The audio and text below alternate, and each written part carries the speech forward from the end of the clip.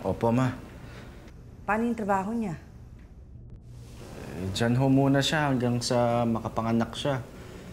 Balak ko rin umuwi dyan kapag nanganak na si Millie para makapagpakasal na kami.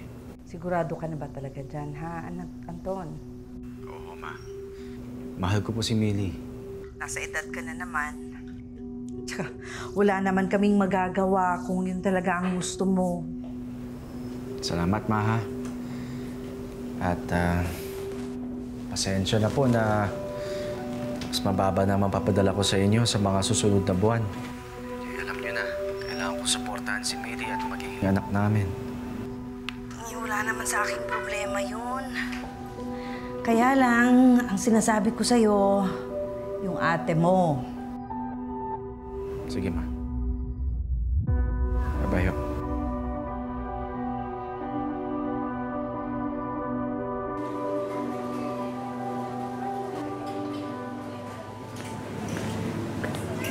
Ano daw? Natanggap ako. Di ba sabi ko sa'yo makukuha ka? As a matter of fact, you're overqualified.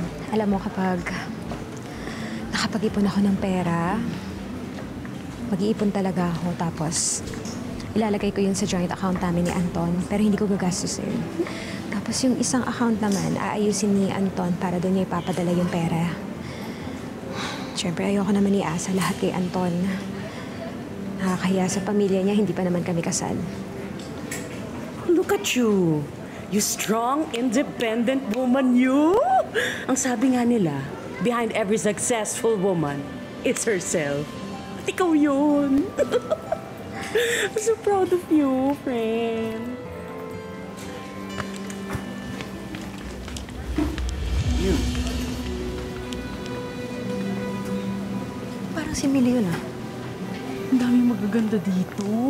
Oo nga. Gaganda ng mga damit, no? Sana meron kaming employees discount. Ay, ito parang bagay kay Anton. Ito parang bagay sa akin. Ha? Talaga? Talaga ba? Napaka-supportive mo namang friend.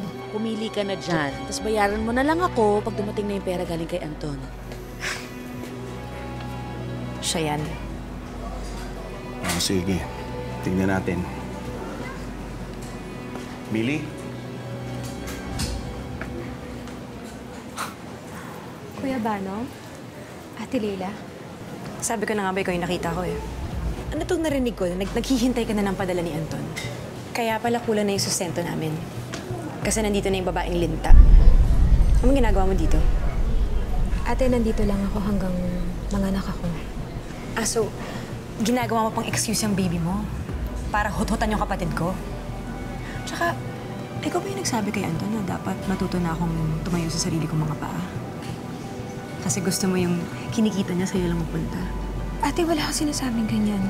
Mary, ito lang ang tandaan mo, ha? Kami ang pamilya ni Anton. Hindi ikaw. Kami ang nagpaaral sa kanya. Kami ang naghirap. Tapos, ikaw ang makikinabang? Ano kasi na swerte? Ba't ka pa kasi nagpabuntis? Kung alam ko, pinikot mo talaga yung kapatid ko eh. Para mapilitan siyang pakasalan ka. Tama na yan. Hindi ko na talaga matays yung bahay na to eh. Alam mo, kung hindi mo linandi yung kapatid ko, hindi ka sana nabuntis. Malandi!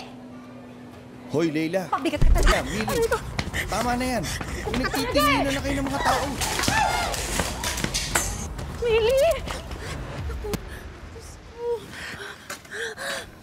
Alam mo, Millie, hindi ako papayag na tuluyan mo kututan yung kapatid ko. Hindi rin ako papayag na tuluyan kayo magpakasal. Tama na yan! Buntis si Millie, ano ka ba? Pakialam. Ma'am, sir, minahon po kayo. Huwag po kayong manggugulo dito. Alis na kami. Sige, alis na kami. Dito po yung daan. Napaka-demonyita talaga ng hipag mong yan. Millie, isumbong mo yan kay Anton, ha? Hindi na. Nakakahiya, ang daming kalat. Kunin natin to. Anong hindi? Hahayaan mo lang na ganunin kanila? Kung tutuusin sila ang Linta, dapat itigil na ni Anton ang pagbibigay sa kanila ng sustento. Kung magtrabaho kaya yung batugan na kalbo na asawa ng kapatid niya. Hindi na. Alam mo, ayoko lang na ako pa yung sanhi ng pagkakagulo nila. Millie, Diyos ko, magkakaanak na kayo. Isipin mo naman yung baby mo.